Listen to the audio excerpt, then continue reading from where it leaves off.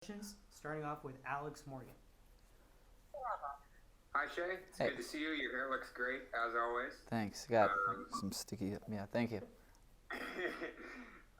in the last couple of games against RSL and Portland specifically, you were brought on, with Wando midway through that second half to try to get something going. I'm curious, how you guys prepare in training for those situations. If you have like specific, tactics that you use or, situations that you're looking to create in those late game situations when you're chasing the lead and brought on as a sub like that. It's not necessarily anything we practice, but Wando and I have been playing together for 12 years now. We've been teammates, and then it's also very situational. I've been subbed on as a left back, and when we're down a goal, I can take a lot more risks, which sometimes pays off. Sometimes they score a second goal, like what happened against Portland.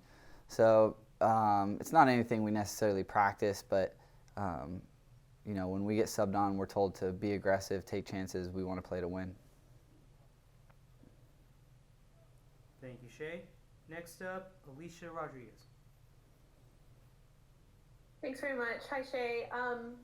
Now that we've had a group of games so far, we're not in the first couple of games. We've got a little bit of a sample size. I'm curious what you think has been really positive for the Earthquakes so far this season, and what you feel like the team is working on or needs to work on, to get a little bit better. Yeah, so far I'm really optimistic about our team. I think the only outlier game out of the 6 has been the Houston game, where we didn't have much possession and weren't able to build out of the back. Other than that, the other 4 games, we've created a lot of chances. We've had possession of the ball. We've controlled the game. I think against Seattle and Portland, both good teams that were well organized defensively, and we were just unable to break them down in the final third. And when we were able to, we didn't finish our chances, and they were.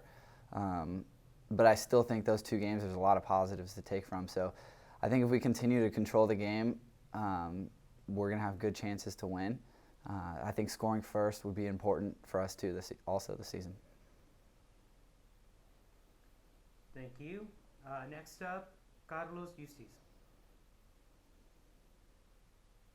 Hey Shay, how are you? There's always positives and negatives whenever you play a game. That's how you approach it. What would you say coming into this game are the positives looking forward to the game this Saturday, and what are the negatives that you will try to avoid?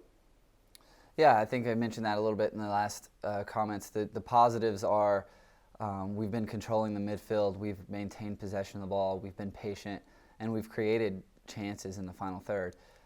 Some of the negatives, we've had some lulls, like 5-10 minute lulls in a game where teams have scored, especially early on in a few games where teams have scored early on us. So that's something to be aware of going into the Kansas City game is let's be sharp from minute 1 and let's continue to control the game. Thank you, Shay. Next up, Jamin Moore. Hey Shay, I have a little bit of a multi-layered question here, so maybe bear with me a little bit. So you're obviously not starting in these games so far. You're sitting on the bench, so you're not having an impact on the early parts of the game. But from your observations, one of the things you mentioned was how good the team has been creating chances. And when I was looking at the data this week, it seems like a lot of that chance creation is happening after there's an initial goal. And in the last 3 games, you guys have conceded the first goal, right? So with that in mind, do you feel that the team is getting somewhat surprised by the type of pressure you're facing teams early? Because RSL and Seattle, not known as being pressing teams, but you're getting pressed early. And so are you prepared for that type of situation, for that type of press early? And then how can you guys get more on the front foot to prevent that early goal? Thanks.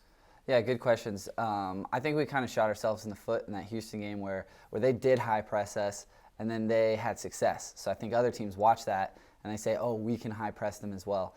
And so the first part of the game is the most difficult. It's where the other team has the most energy. It's where they have the freshest legs, and so they're able to press us well. What's happened in the last few games is they've gotten an early goal from that, but as the game wears on, their legs get tired, they're not pressing as well, and we're able to continue to break them down. So we've been wearing teams down, which is our goal, and that's the point of having control of the game, is to wear a team down. And so I think to start out the game, we still want to maintain our style. We still want to invite teams to press us, and we want to try to build out, and that's how you wear teams down. Maybe there is some risk management that we could do a better job of, but I don't think we're going to change too much from our style of trying to maintain possession and wear teams down. Thank you. And one last question from Alicia Rodriguez. Thank you again. I had a two-part question, Shea. First, the Earthquakes put in a new field this year, so I wanted to know, you've been playing on it several games, how does it feel? And then, as one of the longest tenured players on the team, I don't think we've had a chance to ask you about getting the fans back in the stands, but how has that been as far as, the intensity in games, and how has that helped or not really affected you guys on the field? Yeah, the field is incredible. It's been really totally different than the fields that we've played on in the past at PayPal Park. There's hardly any slipping. I think it's 50% turf, 50% grass, but there's dirt, and I don't know all the specifics, but it's impressive. The ball rolls perfectly on it. When it's wet, it's fast. So the field's been great. There's been no complaints. Hopefully it maintains that way, because it's still really early. There's still a lot of games to be played on, and we have to go through the drought here in the summer, so hopefully things go well. But that's been great. And then having fans in the stands is a game changer. I mean, there's more adrenaline at the start of games. There's more excitement. I love seeing my family in the stands and my kids and waving at them. So games, they mean the same, but they just feel a little more significant.